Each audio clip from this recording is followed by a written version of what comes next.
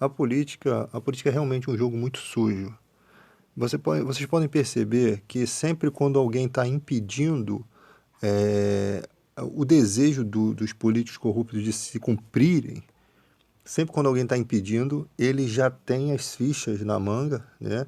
Ele já tem alguma coisa contra tal pessoa para poder utilizar no momento certo, né? É como uma carta na manga. Nós vemos aí que começaram a perseguir o Davi Alcolumbre, com razão, lógico que tem ali provas, né?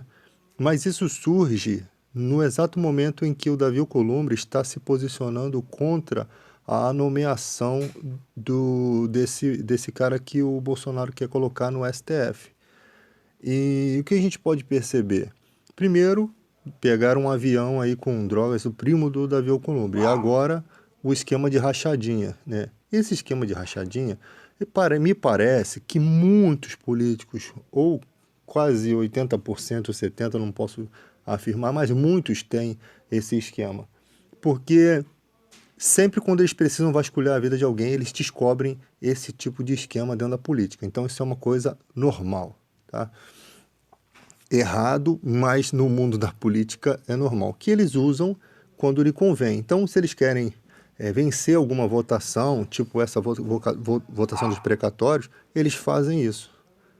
E o que se sabe dessa nomeação do Bolsonaro para o STF? Primeiro, o Bolsonaro tentou colocar o Moro, depois descobriu-se que o Moro tinha tretas para poder neutralizar o Lula, né? Nós sabemos que o Lula poderia ganhar qualquer eleição contra o Bolsonaro, porque o Lula tem um poder político de muitos anos, tá? E na questão é a seguinte, esse cara nomeado para o STF, ele já foi advogado da Petrobras. Segundo Ciro Gomes, estão querendo privatizar a Petrobras, né? Então essas altas de preço, essas coisas todas, a esculhambação toda, é para fazer uma pressão popular, para que as pessoas pensem que é negócio privatizar a Petrobras, afinal a gasolina está muito alta. Então não se engane com o que querem sugerir para a população. Muita gente, eles sabem que esse efeito de manada, ele vai funcionar, tá? Porque na política é tudo bem orquestrado para que a sociedade pense que é um bom negócio privatizar, já que não está dando lucro.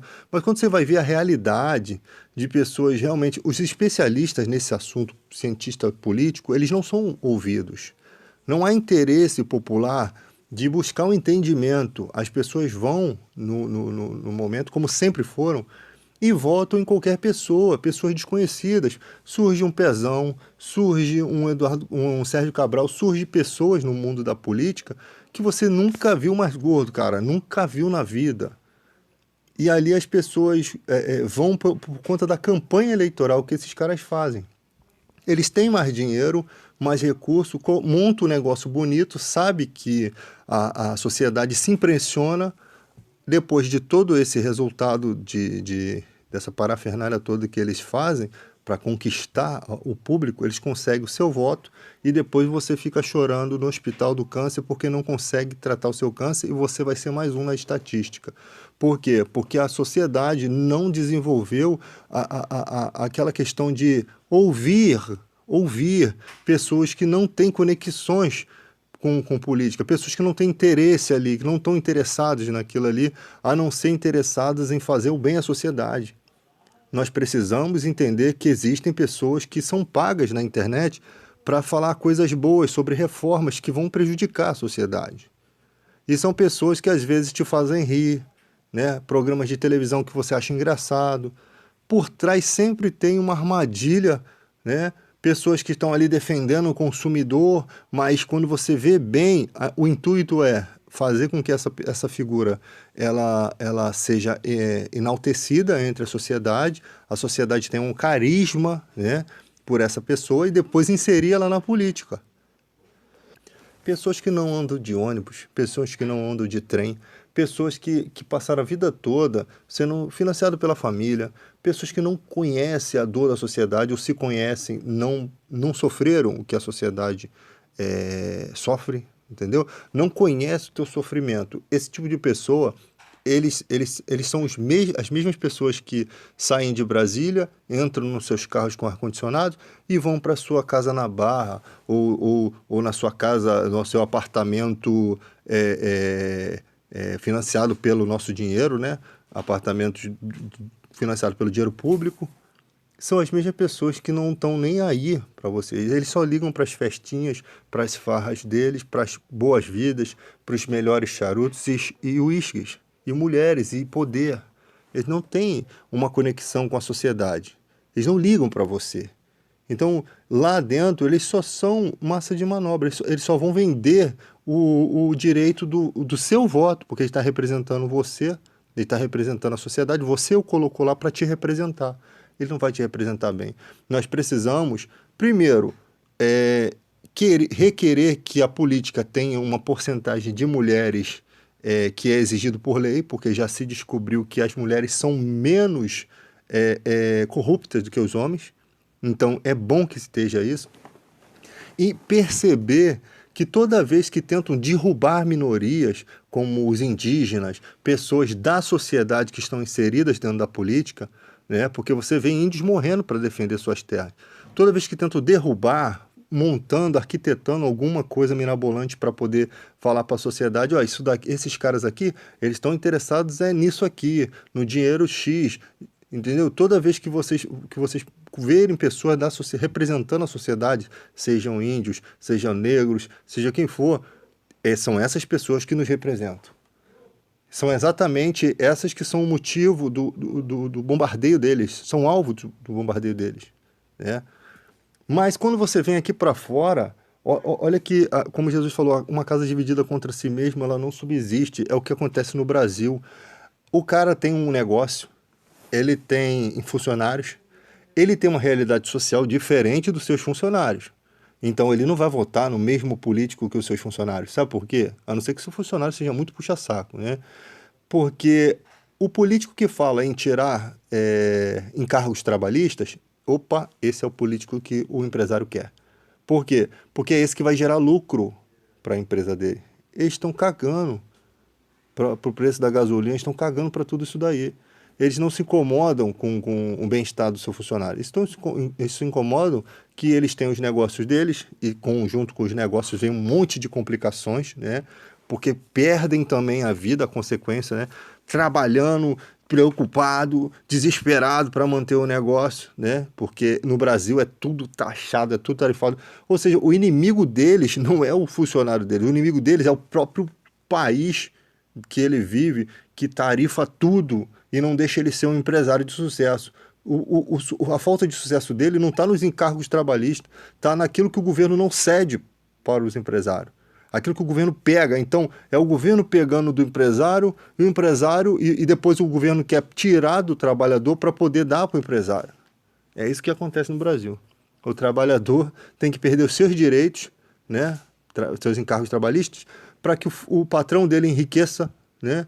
E com esse enriquecimento do patrão, o governo roube mais, pegue mais imposto, né? E vira e mexe tem uma reforma. Essa reforma dos precatórios, nós vemos que o PDT aí teve uma questão aí do Ciro. Eu não sei se a questão do PDT foi uma questão política, né? Eu considero muito o Ciro Gomes, mas eu não sei se foi uma questão política. Ó, vocês vão lá e votam a favor, que depois eu vou reclamar para as pessoas verem que eu sou um bom samaritano, e depois vocês votam contra, porque sabe que tudo depende da segunda votação. Ou se realmente foi uma atitude de revolta do Ciro Gomes, de retirar a candidatura à presidência. Nós não sabemos o que está dentro do homem, né? O Ciro Gomes, para mim, na minha opinião, é uma pessoa conceituada, mas é um cara que está na política e que tem que jogar com a política, tá? Então nós não sabemos o que aconteceu ali, mas de fato, desde o momento que ele questionou a votação e aquilo não vai à frente, porque olha só o argumento, é que o Bolsonaro quer dar R$400 para o povo, certo? Esse é o argumento que ele usa, o povo quer os R$400. Só que ele não entende, o povo, que prejuízo que isso vai trazer para outras pessoas e para o próprio país. Negócio de furar teto, coisas que a gente não entende, tá? Então, se não é para prejudicar, ele não pode deixar de pagar o que era antes. Então, você continua recebendo o seu Bolsa Família antes, como era, o valor que era antes, não recebe os R$ 400, recebe o que era normal, e não arrisca esse tipo de situação, né? Não se arrisca esse tipo de situação, porque todos os especialistas estão dizendo que isso vai dar ruim. Então, hoje você recebe R$ 400, amanhã eles vão ter um argumento para não pagar mais nada, né? Porque a desculpa deles vai ser esses R$ 400 que deu para a população hoje. Então a gente tem que tomar cuidado, né? E outra coisa, eles podiam fazer a questão para receber exatamente um valor assistencial de acordo com o prejuízo do que eles vão gastar nesse Auxílio Brasil. Não ultrapassando. Se você precisa de 50 bilhões, faz uma coisa em relação a 50, 55 bilhões, não a 90 bilhões, e usa esse dinheiro que você for usado como desculpa, né, dos problemas sociais, para você arrecadar mais ainda. Para mim, tem interesse de pegar esse dinheiro para fazer politicagem, para comprar pessoas, até porque é o finalzinho do mandato dele, falta só esse aninho mesmo, e ele precisa de ter dinheiro para comprar empresários, para comprar políticos. Porque o cara que está falando com um discurso a favor dos empresários, os empresários vão votar nele. Agora, o problema é ganhar um apoio popular, que é a maioria, né? A massa. Mas tudo isso é estudado, gente. Tudo isso é arquitetado. Eles têm um plano, né? E dar esses R$ 400 é você matar vários coelhos com uma cajadada só. Eu dou os R$ 400 pro povo, o povo vai ver que eu fiz alguma coisa por eles, alguns vão voltar a votar em mim, vão voltar a acreditar na minha baboseira, e eu vou comprar os políticos para que possam falar bem de mim, ou sei lá como é que funciona isso, né? Mas a gente tem que acordar, gente. A gente só bota gente ruim para dentro da política. Se há um idiota no poder, é porque os que o elegeram estão bem representados. Vamos despertar, gente. Vamos despertar e poder dar mais valor ao seu voto. Dê mais valor. Pesquise o seu funcionário, o seu candidato. Na eleição passada o cara falou no trem, eu peguei o primeiro papel que eu vi no chão e votei. Né? É do chão que ele tira aquele que vai representá-lo. Ele nem sabe quem é aquele cara. Pegou lá o maior bandido do Rio de Janeiro e votou no cara, não sem saber. Não pode ser assim. Porque se você votar de qualquer jeito, o Brasil vai ficar de qualquer jeito. Nós temos que ser mais exigentes. Nós temos que ter um processo de mudança na questão da internet para criminalizar as fake news, porque muita gente ainda está acreditando nas baboseiras de fake news que foram colocadas, mesmo comprovados fatos, né? Tem gente que agarra no testículo e não quer largar, filho. Mesmo vendo que não tem mais ovo ali, mas agarra ali de uma forma que fica ridículo, tá? Então, gente, é complicado. Vocês precisam ver que nós estamos na era da informação e a desinformação ela está ganhando espaço.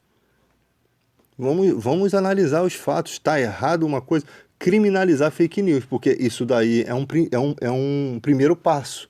Porque o cara que colocar fake news para tentar se beneficiar dela vai tomar na justiça, vai se lascar, vai perder o cargo, não vai conseguir se candidatar. É isso que nós precisamos, de transparência, de projetos verdadeiros. A pessoa que se elege falando mentira, a pessoa que mente o tempo todo, não pode representar o cristianismo. Não pode representar o cristianismo, tá? Mas tem gente que acha que pode. E é uma hipocrisia. Nós vivemos a época aí que tem um monte de grandes igrejas. Por que elas não se unem e fazem hospitais? Por que elas não se uniram nessa pandemia para ajudar os próprios membros que estavam passando necessidade? Não. Eles queriam as igrejas abertas, não por conta de que você precisa estar no culto, não. É por conta do seu dízimo e das suas ofertas. Porque se o culto não fluir, ninguém vai ter interesse em levar dízimo de oferta. Vai achar que o pastor não está trabalhando. Mas quando uma igreja é verdadeira, que prega certinho, eu tenho certeza que os membros não deixam de levar os seus dízimos e as suas ofertas, porque sabe que aquela obra é importante. Então, quando é de Deus, as coisas acontecem. Sabe? Eles falam muito de fé, mas eles não têm fé nenhuma, porque eles precisam que você tenha fé para garantir o dinheiro deles. Eles que precisavam pregar a verdade e depender de Deus. Se eu não posso estar na televisão pregando, porque Deus não me concedeu estar ali. Porque se Deus me conceder, eu vou estar ali. Ele vai levantar pessoas que vão ver que o Espírito Santo é um só, gente. Se eu estou pregando a verdade, quem tem o Espírito Santo vai entender o que eu estou pregando. E vai dizer assim, esse eu confio, esse eu financio, esse eu ajudo, porque esse daqui eu sei que vai me representar. As pessoas precisam de representante.